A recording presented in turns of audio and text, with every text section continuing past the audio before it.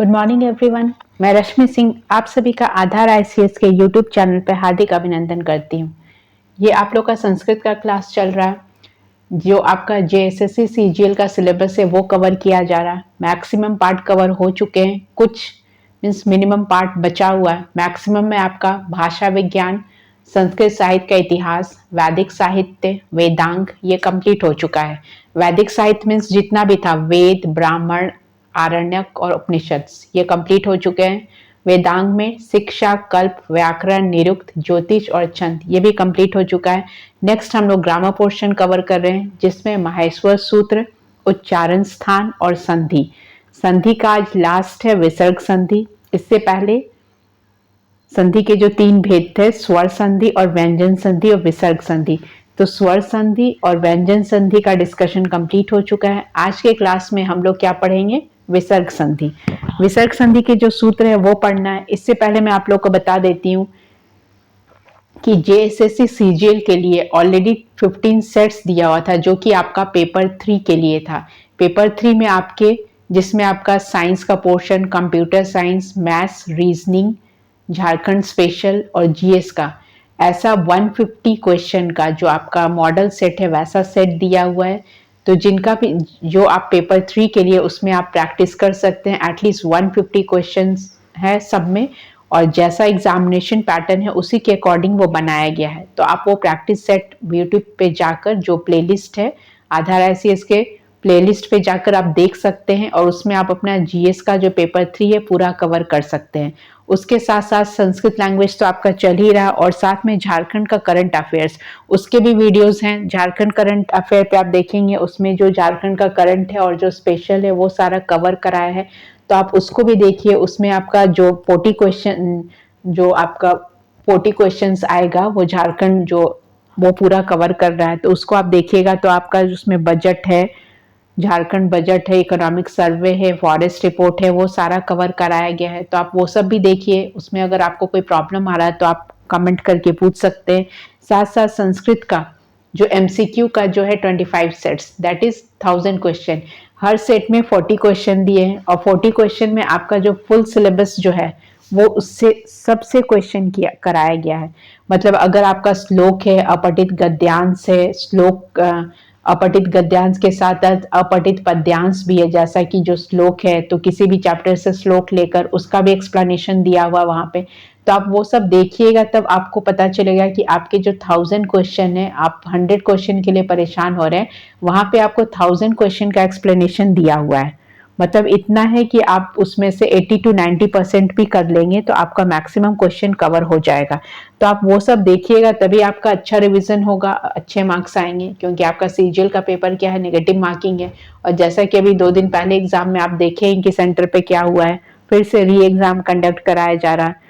तो एग्जाम है तो वो कुछ भी, मतलब कुछ भी हो सकता है ऐसा। उसके लिए कोई हम लोग फिक्स करके तो नहीं बैठे हैं कि हम लोग जो एग्जाम देंगे उसमें ऐसा नहीं होगा। कुछ भी हो सकता है। मे बी आपका सेट अलग हो। अगर आपका री एग्जाम होगा तो आपके क्वेश्चन भी टफ हो या इजी, दोनों हो सकते हैं। तो उसी के अकॉर्डिंग हम लोग को प्रिपेयर करके चलना है।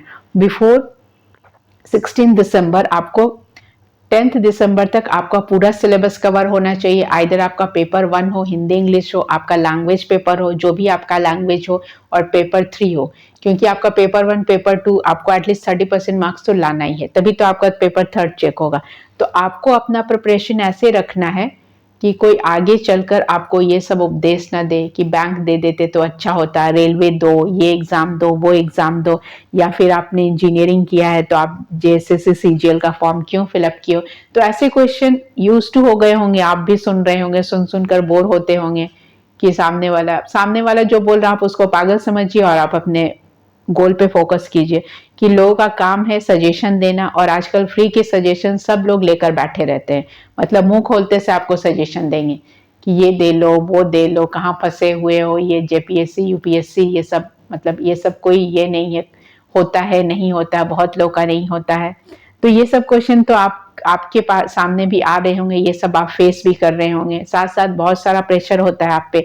तो ये सब से आपको क्या करना, ओवरकम करके अपना जो सिलेबस है वो कंप्लीट करना है। आपको अपना 100% देना है, तभी आप एक्सपेक्ट कर सकते हैं रिजल्ट का। बाकी जो बातें हैं, आपको बहुत लोग बोल भी रहे होंगे कि मेडिकल कर लेते तो अब तक डॉक्टर बन के प्रैक्टिस कर रहे होते या कुछ और इंजीनियरिंग कर लिए होते। तो ये सब तो आप सुन ही रहे होंगे, एमबीए करते तो इस एमएनसीज में होते, वहां होते, या केपीओ बीपीओ कुछ भी ज्वाइन करते। तो ये सब सुन सुनकर आप पक गए होंगे। और वैसे भी ये जो सीजीएल का पेपर है वो बहुत दिन से कंप्लीट नहीं हो पाया है, 2016 से चल रहा है, लेकिन अभी तक इसका फाइनल कुछ नहीं हो पाया है। देखते हैं, दिसंबर में एग्जाम कंप्लीट हो जाता है तो मैं भी जनवरी फरवरी तक ज्वाइनिंग हो जाएगा। तो ये सब को साइड में रख के बहुत लोग फ्रस्ट्रेटेड हो जाते हैं कि अगर लैंग्वेज में संस्कृत है उनको मैटर नहीं मिल रहा। बहुत लोग का ये भी सोचना है कि मैटर नहीं मिल रहा, कहाँ से पढ़ें। तो आप 6 to 10 ग्रामर बुक लीजिए संस्कृत व्याकरण, उससे आप ग्रामर पूरा पढ़ सकते हैं। और रहा आपका जो ऊपर का चैप्टर है, वो आप जो ऑनर्स लेवल का एग्जाम है आपका, अगर आप यूपी बोर्ड हो, बिहार बोर्ड हो, झारखंड बोर्ड है, कहीं के भी है, तो आपका जो ऑनर्स पेपर है, ग्रेजुएशन का पेपर है, उसमें आपका पूरा सिलेबस आपको मिल जाएगा, जो भी आपको सिलेबस दिया गया है। अब शब्दरूप धातुरूप तो वो तो अनएक्सपेक्टेड है, वो तो आप स्कूल में ही पढ़ लिए होंगे, ठीक है। बाकी जो आपका ग्रामर आप छोड़ दीजिए, ग्रामर का बुक लीजिए, उससे ग्रामर कवर कर लीजिए, ग्रामर इतना टफ है नहीं। बाकी के जो ऊपर के जो 4 चैप्टर बचते हैं, भाषा विज्ञान, संस्कृत साहित्य का इतिहास, वैदिक साहित्य और वेदांग, ये आप जो ऑनर्स का जो सिलेबस, संस्कृत ऑनर्स का जो सिलेबस होगा आपके स्टेट में, आप झारखंड का ही देख लीजिए, तो जो विनोबा भावे यूनिवर्सिटी का जो सिलेबस होगा, आप उसका जो ड्यूरिंग द एग्जाम जो एक गाइड आता है वो लीजिए और उससे पढ़ लीजिए। उससे भी आपका मैक्सिमम पोर्शन कंप्लीट हो जाएगा और क्वेश्चन उससे बाहर नहीं जाएगा। 80% क्वेश्चन ऐसे होंगे जो आप सुने हैं, पढ़े हैं, कहीं ना कहीं देखे हैं, या बहुत आप लोग में से बहुत लोग यूजीसी नेट भी दे रहे होंगे या टेट टीचर वाला एग्जाम भी दे रहे होंगे। तो लेवल क्वेश्चन का तो वही होगा ना। अब अभी मान लीजिए ऐसा तो नहीं तो 2016 से 23 में कुछ ग्रामर में नया ऐड हो गया, ये करंट अफेयर तो है नहीं कि कुछ भी नया ऐड हो रहा है कि यूक्रेन रसिया का वॉर आपको पढ़ना है, ये पढ़ना है। तो लैंग्वेज पेपर में आपका कोई भी लैंग्वेज होगा, आपको नया कुछ नहीं पढ़ना है। जो 50 साल 50 ईयर्स 100 ईयर्स का जो पुराना चीज है, और संस्कृत तो और भी आपको वैदिक पढ़ना है, वैदिक संस्कृत, वैदिक साहित्य पढ़ना है। तो जितने भी आप माइथोलॉजिकल सीरियल्स देखते हैं या मूवी देखते हैं, उस सब से भी आपका बहुत चीज कवर हो जाएगा। या आप अपने घर में गीता, वेद, पुराण, हनुमान चालीसा, सुंदर कांड, ये सब तो पढ़ते ही होंगे, वो भी आपको बहुत हेल्प करेगा जब आप एग्जाम देंगे। जब आप एग्जाम देंगे तो आपको इस टाइप के क्वेश्चन ऐसे लगेंगे कि जैसे आपने कहीं देखा है या सुना है। तो ऐसा कुछ भी पैनिक होने की जरूरत नहीं है। आप पढ़िए, सिलेबस पे फोकस कीजिए, वीडियोस को रेगुलरली देखिए। ऐसा नहीं कि आपने फर्स्ट देखा तो सीधे 20th वीडियो पे जंप कर जाइए। सीक्वेंस वाइज देखिए, 1 by 1 देखिए, और जितना हो सके रिवीजन कीजिए, ठीक है। तो आज हम लोग संधि का लास्ट पार्ट, विसर्ग संधि पढ़ेंगे। विसर्ग संधि किसको कहते हैं, इसके भी कुछ सूत्र हैं। विसर्ग संधि के लिए आपको विसर्ग के साथ अन्य वर्णों के मेल से जो परिवर्तन होता है उसका निर्वचन विसर्ग संधि प्रकरण में किया जा रहा है, ठीक है। विसर्ग के साथ अनेक प्रकार के व्यंजन वर्णों का मेल होता है, तो हम लोग विसर्ग संधि किसको बोलते हैं, विसर्ग के साथ स्वर या व्यंजन वर्ण, विसर्ग के साथ स्वर वर्ण या व्यंजन वर्णों के मेल से जो विकार उत्पन्न होता है उसको हम लोग क्या कहते हैं, विसर्ग संधि कहते हैं। तो इसके भी कुछ सूत्र हैं जो आपको पढ़ने हैं और याद रखने हैं विथ एग्जाम्पल। तो देखिए कौन कौन सा सूत्र है। पहला सूत्र है सस जुसो रू। क्या नाम है, सस जुसो रू। पद के अंत में स्थित स तथा, कौन सा स, दंत, तथा सजुस के श, मूर्धन्य श को रू आदेश हो जाता है, ठीक है। पद के अंत में जो स होता है उसको सजुस के श, जो मूर्धन्य श का रू आदेश होता है। इस रू को प्रायः विसर्ग कहा जाता है। क्या कहा जाता है, रू को विसर्ग कहा जाता है। इस रू के विषय में एक बात जानने योग्य है, यह हल संधि प्रकरण में बताए गए रू से भिन्न होता है, क्योंकि इससे पूर्व का वर्ण अनुनासिक या अनुस्वार युक्त नहीं होता है। मतलब इससे पहले जो वर्ण होगा वो अनुनासिक या अनुस्वार नहीं होगा, मतलब अंग यमन नहीं होगा या अनुस्वार नहीं होगा। जैसे फॉर एग्जाम्पल में आप देखिए राम प्लस सु, ठीक है। तो सु का क्या हो गया, राम प्लस स हो गया, स जो है रू में बदला, और रू का ऊ का क्या हो जाता है, लोप हो जाता है। तो क्या बच गया, विसर्ग बच गया, ठीक है। तो ये कहाँ पे लगता है? पद के अंत में स्थित। पद के अंत में स्थित देखिए स है, स को किस में बदला गया? मूर्धन्य स में। मूर्धन्य स को क्या हो जाता है? रू का आदेश होता है और लास्ट में जो र होता है वो क्या हो जाता है? लोप हो जाता है। तो बचता क्या है? विसर्ग बचता है। ठीक है। और इसमें क्या बताया गया है? इसमें मोस्ट इंपॉर्टेंट क्या है कि रू के विषय में एक बात जानने योग्य की है, हल संधि प्रकरण में बताए गए रू से भिन्न होता है। वो जो रू है उससे अलग होता है, क्योंकि इससे पूर्व का वर्ण, इससे पहले का जो वर्ण है क्या है? अनुनासिक या अनुसार युक्त नहीं होता है, वो अनुनासिक नहीं होता है। तो इसी तरीके से आप शब्द देखिए क्या है? राम प्लस सु। तो सु जो है वो स बना, स से रू बना, उसके बाद ऊ का लोप हो गया। तो लास्ट में क्या बच गया? र पे विसर्ग बच गया। ठीक है।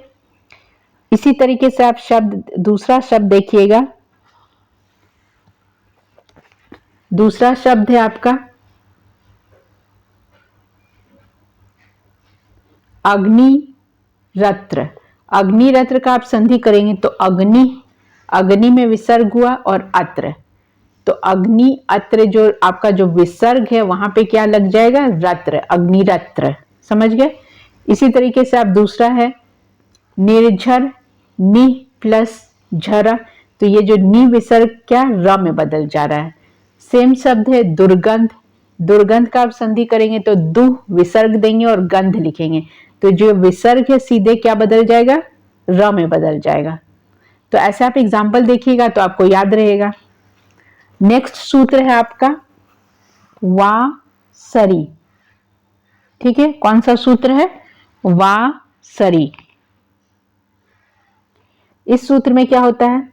प्रस्तुत सूत्र विसर्जनीय से सह सूत्र का अपवाद है। जो विसर्जनीय सह सूत्र है उसका क्या है? ये अपवाद है। इसके अनुसार यदि शर प्रत्याहार का वर्ण, कौन सा प्रत्याहार? शर। शर प्रत्याहार का वर्ण मतलब तालव्य स, मूर्धन्य स और दंत स बाद में प्रयुक्त हुआ हो तो विसर्ग को दंत स विकल्प से होता है, अर्थात विसर्ग को स भी होता है और नहीं भी होता है। मतलब इसमें भी ऑप्शन है, होगा भी नहीं भी होगा। की स्थिति में विसर्ग ही बना रहेगा। मतलब विसर्ग होगा भी नहीं भी होगा। तो उस स्थिति में क्या होगा? विसर्ग ही बना रहेगा। जैसे आप एग्जाम्पल देखिए हरि शेते। तो आप यहाँ पे स भी लिख सकते हैं या स को हटा के हरि शेते या हरि विसर्ग देके सेते भी लिख सकते हैं। तो इस सूत्र का क्या नाम है? वार सरी सूत्र। ऐसे शब्द आते हैं जैसे कि आप देखेंगे राम शेते या हरि सेते।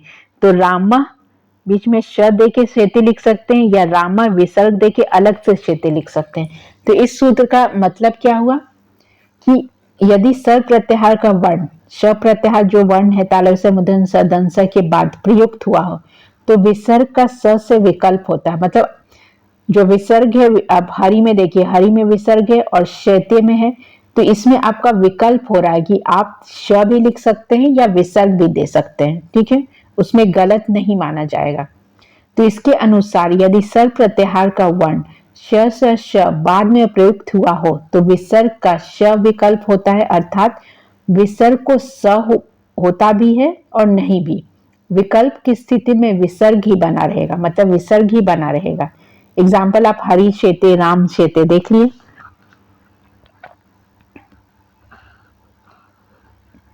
दूसरा एक और एग्जाम्पल देखिए। दूसरा एग्जाम्पल है जैसे सरोवर। ठीक है। तो सरोवर की संधि करेंगे हम लोग तो क्या होगा? सर वर। तो आप इसको र का क्या हो जाएगा? मात्रा लग जाएगा। ठीक है। वाशरी, वाशरी का बात कर रहे हैं ना, सरोवर वाशरी में नहीं आ रहा। नेक्स्ट सूत्र आप देखिए हरि शेते हो गया। नेक्स्ट सूत्र है आपका अतो रोर प्लुताद प्लुते। इसमें क्या आप देख रहे? प्लुताद प्लुते। हर्ष स्वर के बाद रू को ऊ हो जाता है। हर्ष स्वर है जैसे हर्ष स्वर, दीर्घ स्वर, प्लुत स्वर। तो हर्ष स्वर के बाद रू का ऊ हो जाता है। यदि बाद में ह्रस्व अकार प्रयुक्त हुआ हो तो, अगर बाद में ह्रस्व आ की मात्रा आए है तो क्या हो जाता है? रू का ऊ हो जाता है। ठीक है। फॉर एग्जाम्पल आप देखिए, शिव, शिवश अर्च। तो शिवश अर्च का क्या हुआ है, शिवश का श, रू का उ हो गया है, तो शिवश अर्च हो गया है। ठीक है, समझे। जैसे आप दो चार एग्जाम्पल इसमें और देख लीजिए, दो चार एग्जाम्पल और क्या है इसमें। शब्द है आपका देव अयम। अगर आप इसको संधि करते हैं तो देवो और बीच में साइन देके अयम लिख सकते हैं। ठीक है, तो इसमें अपलुत हर्ष आकार के परे बाद में के स्थान पे क्या हो जाता है, ऊ हो जाता है। ठीक है, तो हर्ष स्वर के बाद रू जो है उसको ऊ हो जाता है और बाद में हर्ष आकार प्रयुक्त होता है, जैसे अर्च में हुआ है। ठीक है, एक दो एग्जाम्पल और देख लीजिए इसके शब्द के, क्या क्या एग्जाम्पल है इसमें। जैसे कि आप देखिए उषः काल, प्रातः काल, तो इसमें क्या हो जा रहा है, विसर्ग हो जा रहा है, उषः जोड़ कालः, प्रातः जोड़ कालः, या अंतःपुरम तो अंतः प्लस पुरम, तो इसमें क्या हो जाता है, जो रू है उसका ऊ में बदल जाता है और ज्यादा कुछ ऐसा नहीं होता है। नेक्स्ट सूत्र में आइए, नेक्स्ट सूत्र है हसी च। नेक्स्ट सूत्र क्या है, हसी च।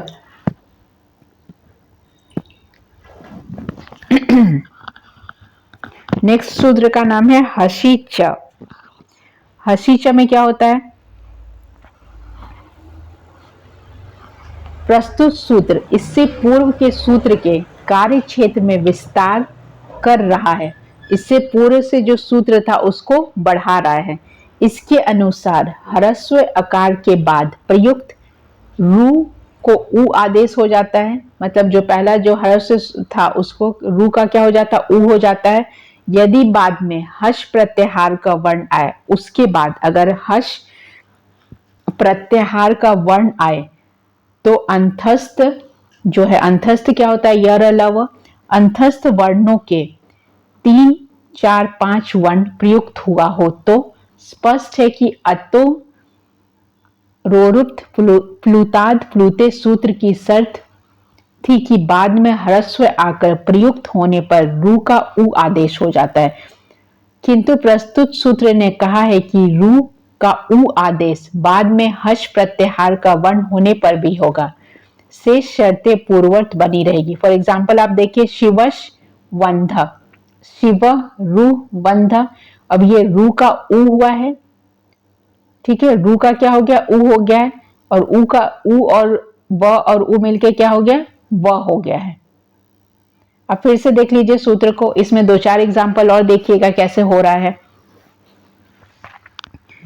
दो चार एग्जाम्पल, जैसे शिव वंद, अभी आपको बताया मैंने, या मन रथा, मन जो है, मन का क्या हो गया है, मनोरथ, तो वो क्या हुआ है, रू से ऊ से फिर ओ बना है। ठीक है, या यशोदा आप देखिए, यश जोरदा, तो ये यशोदा हुआ, पुरोहित हुआ, मनोरथ हुआ, पयोधर हुआ, सरोवर हुआ, ये सारा किसका एग्जाम्पल है, यह मनोरमा हुआ, किसका हुआ, हसी च का एग्जाम्पल है।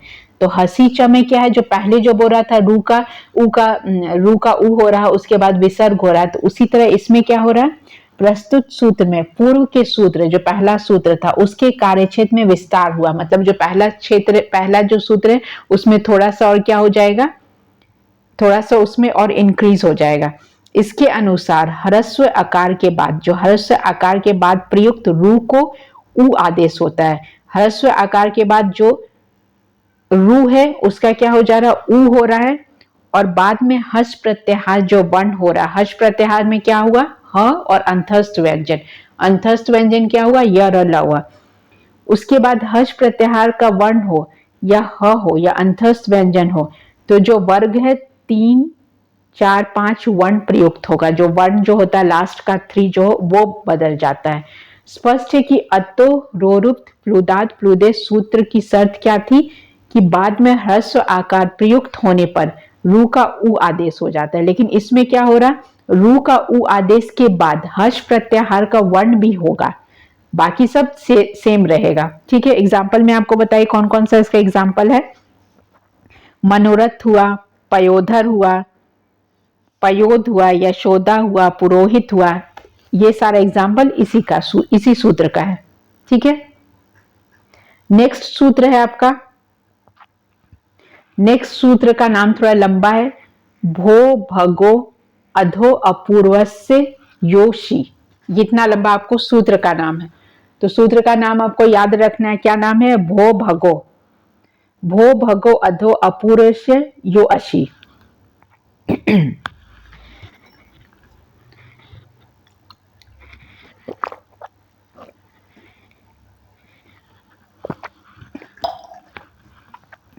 तो भोस भगोश अघोष शब्दों में कौन कौन सा शब्द, ध्यान दीजिएगा, भोस भगोश अघोष शब्दों में किसी भी एक के बाद, इन शब्दों में किसी भी एक के बाद अथवा अ आ के बाद, मतलब भोस भगोश और अघोष शब्दों में किसी भी एक के बाद अथवा अ आ के बाद प्रयुक्त रू का य आदेश हो जाता है। रू का क्या हो जाएगा? य आदेश हो जाएगा। यदि बाद में अश प्रत्याहार का वर्ण, अश प्रत्याहार का वर्ण में कौन कौन सा आ जाएगा? स्वर, ह, अंतस्थ, वर्ग के 3, 4, 5। वर्ग के 3, 4, 5 मतलब आप समझ रहे हैं, जैसे कि हम लोग क वर्ग बोल रहे हैं, तो क वर्ग का 3, 4, 5 क्या हो जाएगा? ग, घ, अंग। ठीक है, तो इसमें क्या बोला जा रहा है? भोष भगोश अघोष शब्दों में किसी भी एक के बाद अथवा अ आ के बाद, अ आ क्या है? स्वर है, के बाद प्रयुक्त रू का य आदेश हो जाएगा। इसके बाद मतलब भोस भगोश अघोष या किसी के भी बाद, किसी एक के भी बाद अ या आ के बाद मतलब स्वर के बाद रू का य आदेश हो जाएगा, मतलब जो रू है वो य में बदल जाएगा। यदि बाद में अश प्रत्याहार, यदि इसके बाद अगर अश प्रत्याहार का वर्ण हो, तो अश प्रत्याहार का वर्ण स्वर हो, ह हो या य लव या किसी भी वर्ग का 3rd, 4th, 5th मतलब ग घ अंग हो, प्रयुक्त हुआ हो, तो यहां यह बात ध्यान देने योग्य है कि रू ससु जसो रू का सूत्र से होगा, जो पहला सूत्र आपने पढ़ा उसी से होगा। उपयुक्त दोनों स्थितियों में यह रू य में परिवर्तित हो जाएगा। किस में हो जाएगा? रू जो है य में परिवर्तित हो जाएगा। जैसे फॉर एग्जाम्पल देवास जोड़ ई, तो देवास हुआ, उसमें क्या हुआ? स जो है, जो रू है य में बदला और य के साथ ई मिला, तो क्या बना? देवा, देवा यह। ठीक है, क्या बन गया? देवा यह बन गया।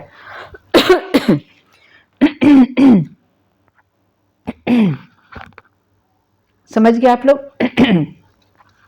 इसमें देवास ई, देवास ई से देवास हुआ और रू जो है य में बदला, उसमें ई लग के देवा यह बना। ठीक है, तो इसको आप बार बार पढ़िए तब आपको ये याद रहेगा। सूत्र का नाम ही लंबा है थोड़ा।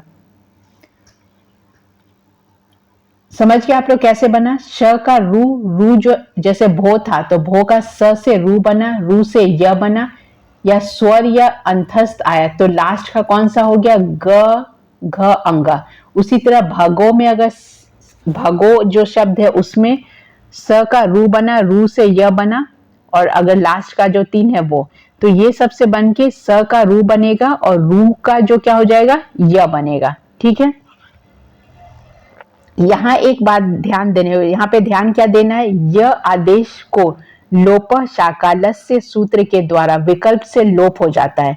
यहाँ जो यह आदेश हो रहा है वो विकल्प से क्या हो जा रहा है? लोप शाकालस्य से सूत्र का विकल्प हो जाता है, मतलब विकल्प से लोप हो जाता है। कौन से सूत्र से?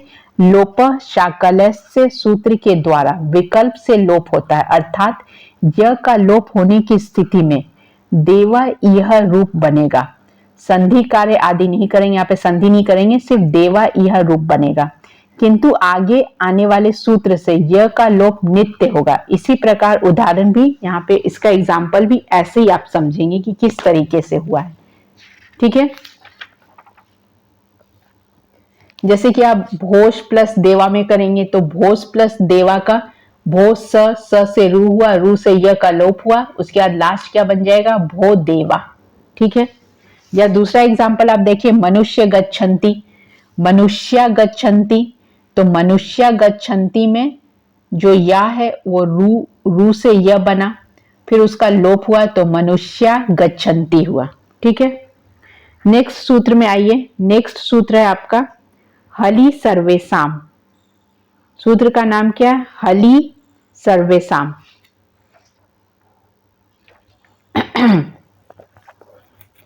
इस सूत्र में आप देखेंगे क्या है, भो भगो अधो पूर्वस्य येषि सूत्र से रू को य में आदेश हुआ, जो आप पहला पढ़े उसी के बारे में बताया जा रहा है।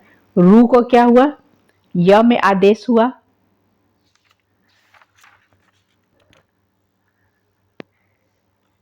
भो भगो अघोष पूर्वस्य यु असी सूत्र से रू को य में आदेश हुआ, उस य का लोप हुआ, जैसे आप पहले पढ़ रहे थे। य का लोप साकलस्य सूत्र से विकल्प लोप का विधान किया गया था, किंतु प्रस्तुत सूत्र के अनुसार उस य का नित्य लोप हो जाता है। वो क्या हो जाता है? लोप हो जाता है यदि बाद में कोई हल प्रत्याहार का वर्ण, मतलब वहां पे कोई हल प्रत्याहार का वर्ण आता है अर्थात व्यंजन हो, तो यह निश्चित है कि रू को य का लोप बाद में व्यंजन वर्ण होने पे हलि सर्वेसाम सूत्र से नित्य रूप से रहेगा और स्वर वर्ण होने पर य का लोप लोप साकल्य सूत्र से विकल्प होगा। ठीक है, जैसे भोस प्लस देवा में करेंगे तो भो का स का रू में बदला, रू का य में बदला, और उसके बाद क्या बनेगा? भो देया। ठीक है, एक बार आप फिर से सूत्र सुन लीजिए, थोड़ा सा कंफ्यूजन हो जाएगा, बार बार देखना पड़ेगा इसमें। भो भगोस अघोष पूर्वज से शेषी सूत्र से रू का क्या होता है? य में बदलता है। ठीक है, रू जो है य में बदला, उस य का लोप साकलस्य सूत्र से विकल्प लोप का विधान किया गया था। इसमें क्या हुआ था? लोप साकल्य से सूत्र से विकल्प का लोप विधान किया गया, किंतु जो प्रस्तुत सूत्र है उसके अनुसार य का नित्य लोप हो जाता है और बाद में हल प्रत्याहार, बाद में कोई हल प्रत्याहार आता है तो उस वर्ण अर्थात व्यंजन होता है। ठीक है, ये हम लोग किसमें पढ़ रहे हैं? हलि सर्वेसाम में पढ़ रहे हैं। अतः यह निश्चित हुआ है कि रू को य का लोप बाद में व्यंजन वर्ण होने पर हलि सर्वेसाम सूत्र से नित्य रूप से होगा, और अगर स्वर हुआ तो स्वर्ण होने पर इस य का लोप लोप साकल्य से सूत्र से विकल्प होगा। ठीक है, नेक्स्ट सूत्र है आपका रो सुअपी। ठीक है, रो है, उसके बाद अ का साइन है, फिर सुपी है, तो रो असुपी। अहन के न को र आदेश हो जाता, अहन के न को क्या हो जाता है? र आदेश हो जाता है यदि बाद में सुप प्रत्यय का प्रयोग न हुआ हो तो। कौन सा प्रत्यय? सुप प्रत्यय का प्रयोग न हुआ हो तो। यहाँ सुप में अभिप्राय सु और जस, जो हम लोग वो पढ़ते हैं ना शब्द रूप, उसका है। आदि 21 प्रत्ययों से जो हम लोग शब्द रूप पढ़ते हैं, प्रथमा द्वितीय तृतीय चतुर्थी, जो सब वहां तक पढ़ते हैं संबोधन तक, तो उसके बारे में बताया जा रहा है। अहन को न को र का आदेश हो जाता है यदि बाद में सुप प्रत्यय का प्रयोग न हुआ हो तो। सुप प्रत्यय से क्या मतलब है? जो हम लोग शब्द रूप में पढ़ते हैं उसका जो 21 प्रत्यय, उसके बारे में कहा जा रहा है। जैसे अहन जोड़ अह, तो अहन जोड़ अह का क्या हो जाएगा? अह रहा। यहाँ न का क्या हुआ? न का क्या हुआ है? र आदेश हो गया है। ठीक है, बार बार देखिए इसको तभी याद रहेगा। उसके बाद सूत्र में आते हैं रोरी। ये इंपॉर्टेंट सूत्र है आपका, रोरी सूत्र। अब देखिएगा एग्जाम में ये सब रोरी सूत्र पूछा जाता है, जो टीचर या यूजीसी नेट वाला एग्जाम होगा उसमें आप देखेंगे। ऊपर वाला आप समझ गए, जो शब्द रूप वाला होता है उसके बारे में कहा जा रहा है। ठीक है, जैसे कि एक बार और आप ऊपर वाला सूत्र देख लीजिए। अहन के न का र आदेश हो जाता है यदि बाद में सुप प्रत्यय का प्रयोग न हुआ हो तो। यहाँ पे क्या होता है? सुप का मतलब क्या हो गया? जो शब्द रूप हो रहा उसके बारे में। जैसे संधि हम लोग किए अहन जोड़ अह, तो क्या बना? अह रह। तो यहाँ अह का न क्या हो रहा है? र में बदल रहा, और र फिर क्या हो जा रहा? विसर्ग में हो जा रहा है। इस एग्जाम्पल में आप देखिएगा अहन, अहन का अंतिम पद जो है अहन, न हलंत जो है, र का आदेश उपयुक्त सूत्र से हुआ है, र का आदेश हो रहा है, किंतु बाद में सुप प्रत्यय का प्रयोग नहीं हुआ है। यहाँ पे सुप प्रत्यय का प्रयोग नहीं हुआ है, अपितु अह पद आया है। पुनः र में अह का असंयुक्त होकर अह रह बना है। समझ गए? अगर बाद में अगर ऐसा होता है, बाद में जो सुप विभक्ति का प्रयोग होगा, अगर आगे का विभक्ति का प्रयोग हम लोग करते हैं तो न को र आदेश नहीं होगा, न को र आदेश नहीं होगा, वहां पे क्या हो जाएगा, न को रू और उ आदेश होकर आभ्याम, जैसे हम लोग बोलते हैं ना बालकाभ्याम, बालकाभ्य, बालकेभ्य, तो ये आदेश होगा। ठीक है, समझ गए? नेक्स्ट आपका सूत्र है रोरी सूत्र। इंपॉर्टेंट है और इजी भी है, इसमें इतना दिमाग नहीं लगाना है। यदि र वर्ण के बाद र आता है, र के बाद अगर र आता है तो पहले र, इस सूत्र से पहले वाला र जो है लोप हो जाता है, इसलिए इसको क्या बोला गया, रोरी सूत्र। यदि र वर्ण के बाद र आता है तो पहले र का इस सूत्र से लोप हो जाता है। जैसे एग्जांपल आप देखेंगे, पुनर्रमते, तो इसको हम लोग विच्छेद, संधि विच्छेद क्या हो जाएगा, पुनः रमते।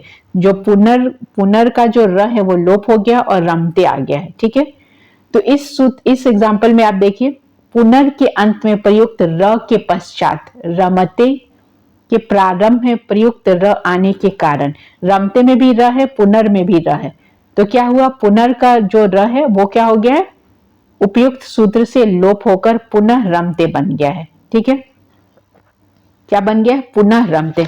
तो इंपॉर्टेंट सूत्र है ये, आप इसको याद रखिए, इससे क्वेश्चन आता है रोरी सूत्र से। ये भी पूछा जा सकता है कि रोरी सूत्र किस संधि का सूत्र है, तो ये किसका है, विसर्ग संधि का है। इससे पहले हम लोग स्वर संधि पढ़ लिए पूरा, स्वर संधि के जो 5 भेद थे उसके सारे सूत्र पढ़ चुके विथ एग्जाम्पल।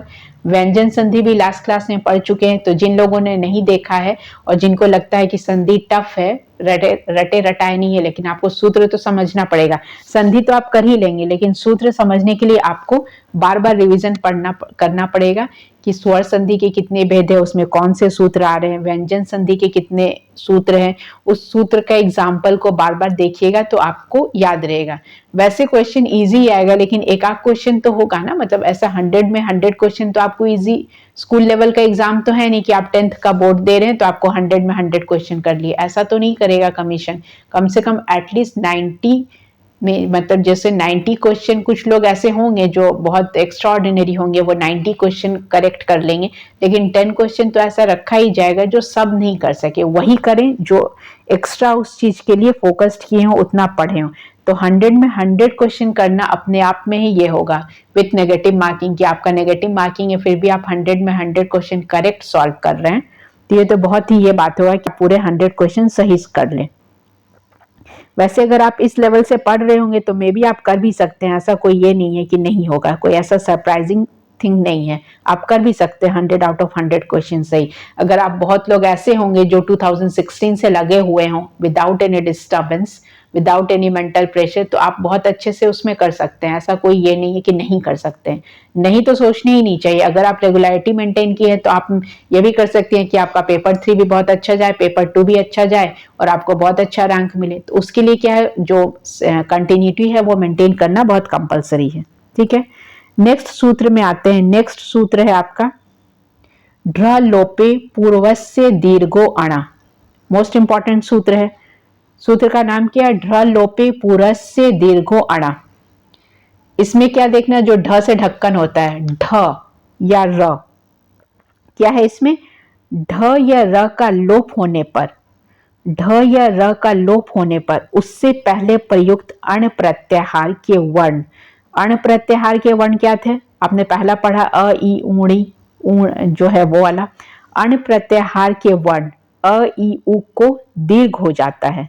ठीक है, कौन से रहने पे, ढ या र का लोप होने पर, उससे पहले, ढ या र का अगर लोप होता है तो उससे पहले जो प्रयुक्त हो रहा है अण प्रत्याहार,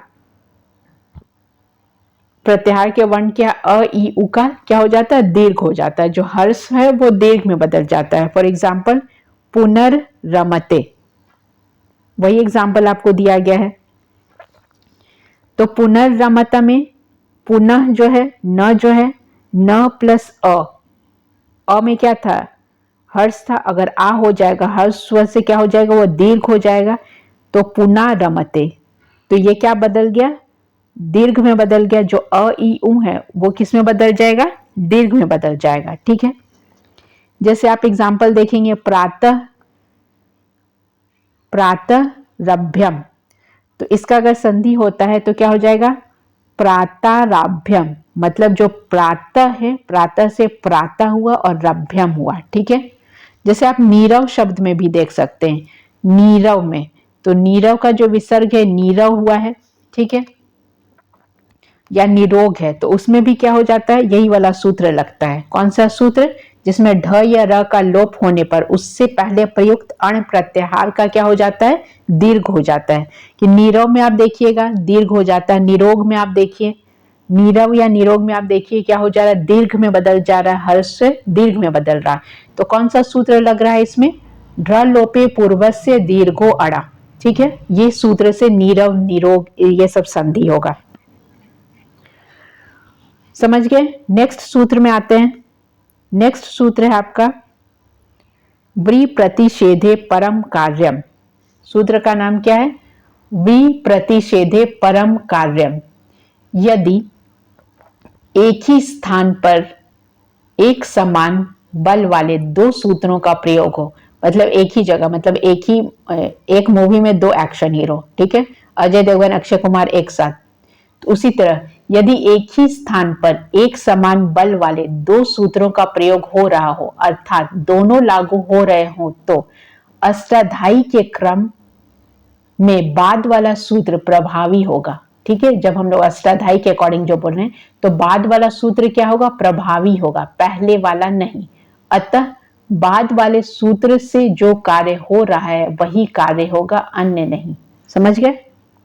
फिर से आप देख लीजिए, यदि एक ही स्थान पर इसका सूत्र का नाम क्या है, विप्रतिषेधे परम कार्यम।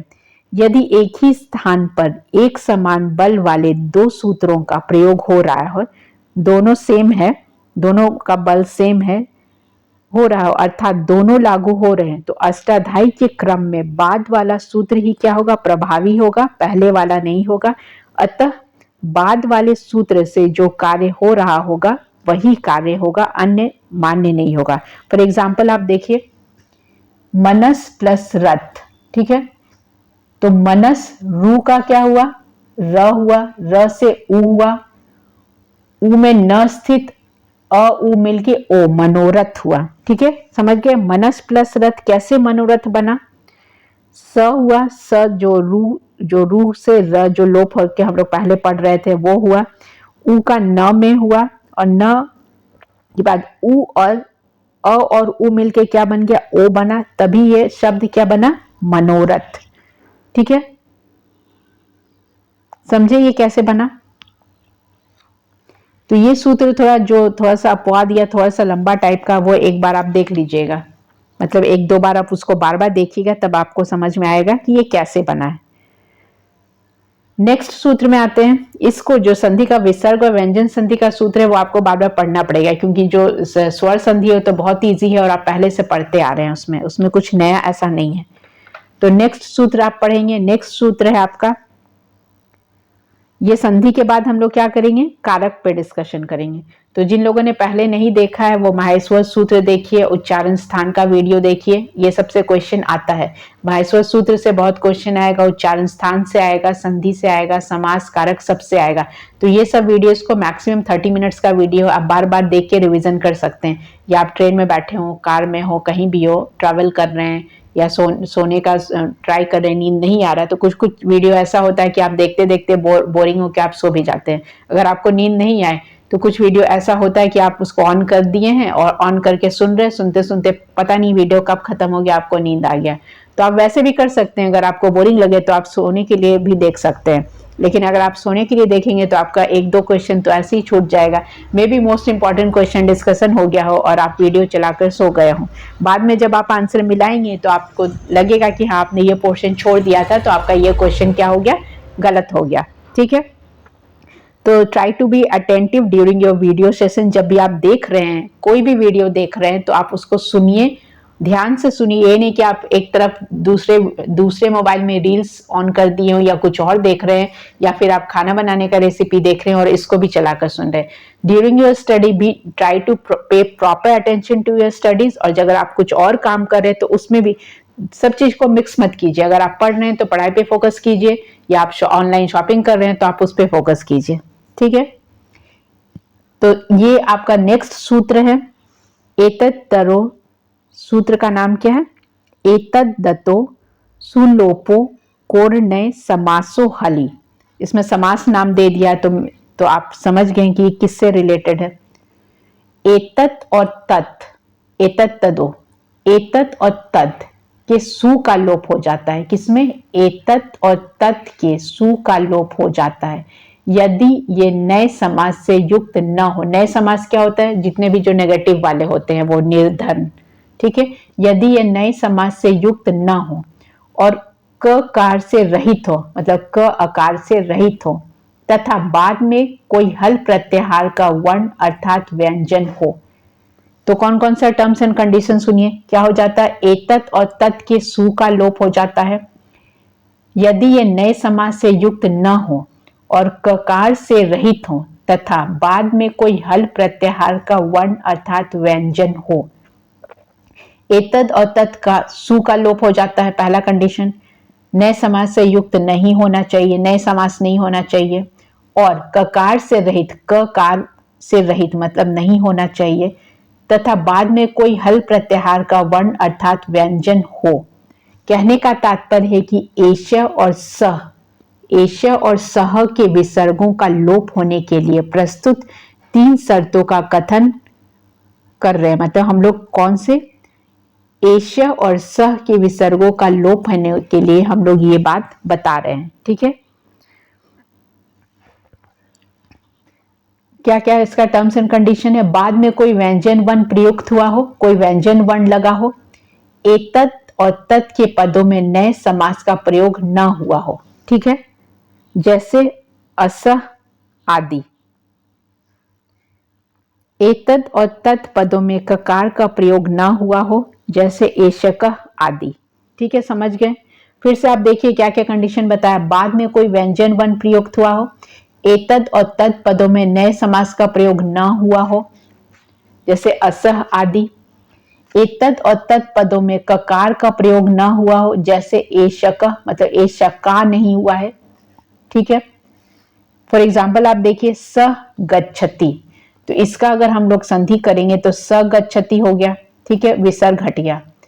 एशा विष्णु, एशा विष्णु में भी जो विसर्ग है वो हट गया, एशा विष्णु आया।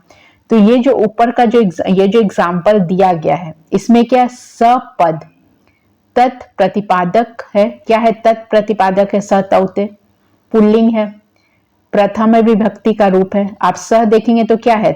सतौते जो हम लोग पढ़ते हैं तो उसका मूल शब्द क्या होता है? तत् होता है।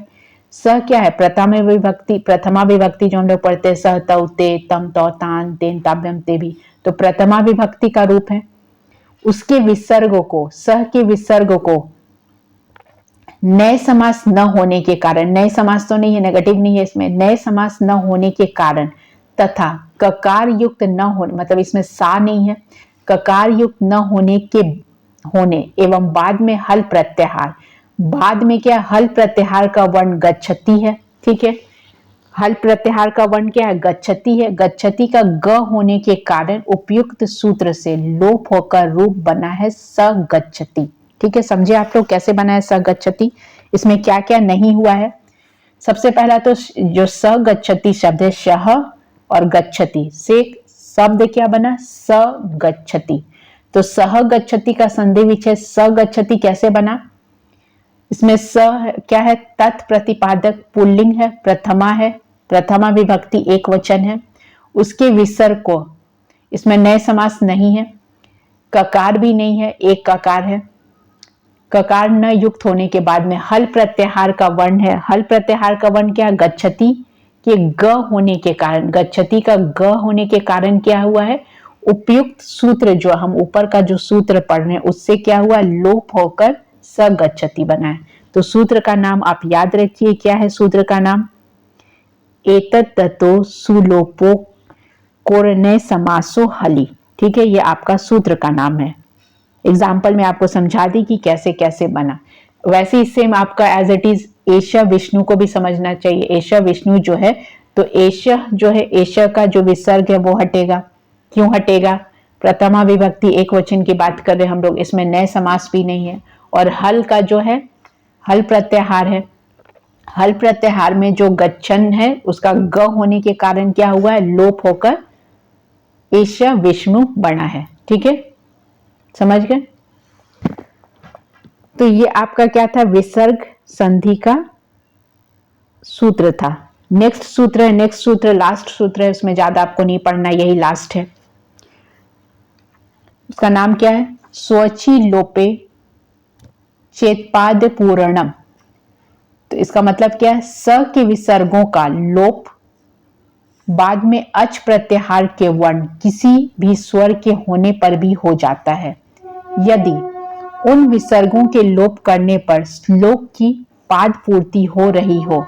इस विषय में धातव्य है कि श्लोक की पाद पूर्ति के अभाव में स के विसर्गों का लोप बाद के स्वर होने पर नहीं होगा। ठीक है, कुछ नहीं समझ में आया होगा आपको, पता है? इसका मतलब ये है, स के विसर्गों का लोप के बाद, जो स के विसर्ग का लोप हो जाता है, स के विसर्गों का लोप के बाद, स के विसर्गों के लोप के बाद में अच प्रत्याहार के वर्ण, जो अच प्रत्याहार के वर्ण है किसी भी स्वर के होने पर भी होता है, यदि उन विसर्गों के लोप करने पर श्लोक की पाद पूर्ति हो रही हो। तो इस विषय में धातव्य है कि श्लोक की पाद पूर्ति के अभाव में सह के विसर्गों का लोप बाद में स्वर होने पर भी नहीं होगा। For example, Shesh Dasharathi Ram. ठीक है, तो इसको हम लोग कैसे समझेंगे? ये जो एग्जाम्पल जो है ये क्या है? श्लोक का एक पाद है, मतलब एक चरण है। यहां यदि सह पद पर विसर्गों का प्रयोग किया जाए तो श्लोक में मात्रा बढ़ जाएगी। अगर सह में हम लोग बढ़ा रहे हैं तो श्लोक का मात्रा बढ़ जाएगा, क्योंकि उसमें उस स्थिति में स को रू, स को रू को य, भो भगो अघोष पुरस से शोअसी, जो आप पहले सूत्र पढ़े थे, से होकर बनेगा। ठीक है, कैसे बनेगा? स को रू को य, और जो सूत्र है भो भगो पूर्वज से शोअसी से होकर बनता है। तो सएश और विकल्प में स एशा, स एश क्या बनेगा?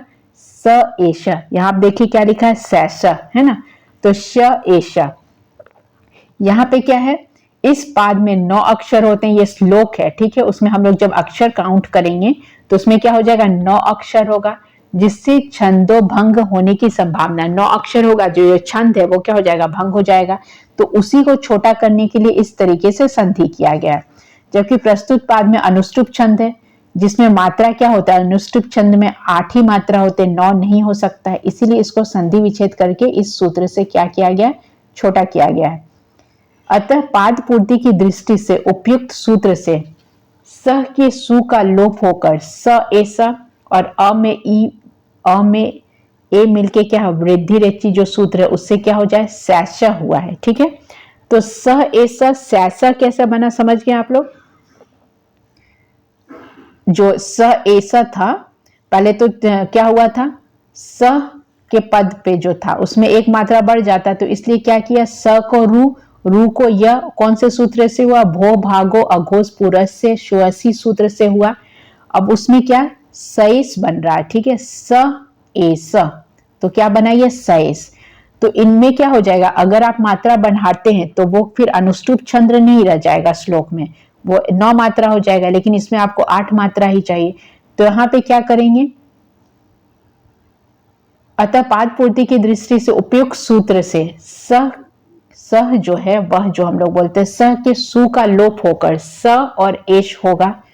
तो अ और एश मिलकर वृद्धि संधि यहाँ पे हो जाएगा, तो शैसा पद बन जाएगा। तो वही शैसा दासरथी रामा हुआ है यहाँ पे। ठीक है, तो यहाँ पे आपका ये सूत्र खत्म होता है। ये आपका कौन से?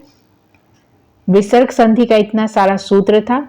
तो जितने भी सूत्र आपको मैंने बताया वो आप पढ़िए, रिवीजन कीजिए। ज्यादा सूत्र नहीं है विसर्ग संधि का, कुछ सूत्र ही है, तो आप उसको पढ़िए, रिवाइज कीजिए, और जो कहीं भी प्रॉब्लम हो रहा तो आप उसको कमेंट करके पूछ सकते हैं। पहले आपका क्या था, स सु जसो रु वा शरी अतो रोलुत्तादे प्लूते हसी च भो भगो अघो पूर्वस्य शोअसी, जो भी आपने उसको पढ़ा, हल्ली सर्वेशाम रो सुअपी रोरी ढलोपे पूर्वस्य दीर्घो अण, और जो लास्ट में दो और सूत्र है, बी प्रतिषेधे परम कार्यम एतद्दरो सुलोपो कोर समासो हली, जो है ये सूत्र, और शो अपि लोपे चेताद पूर्णम, ये सारा आपका विसर्ग संधि का सूत्र है। एक दो बार आप और रिविजन करेंगे तो आपको अच्छे से समझ में आएगा। तो आप विसर्ग और व्यंजन संधि को बार बार देखिए, सूत्र को लिखिए, विथ एग्जाम्पल प्रैक्टिस कीजिए, तब आपको अच्छे से समझ में आएगा। और जब आपके एग्जाम में ऐसा क्वेश्चन आता है, अगर ऐसा क्वेश्चन टफ क्वेश्चन आता है तो आप इजिली आंसर कर पाएंगे। ठीक है, so those who have not subscribed the channel, please subscribe it and try to watch the complete video. Thanks for watching this and stay tuned for new updates.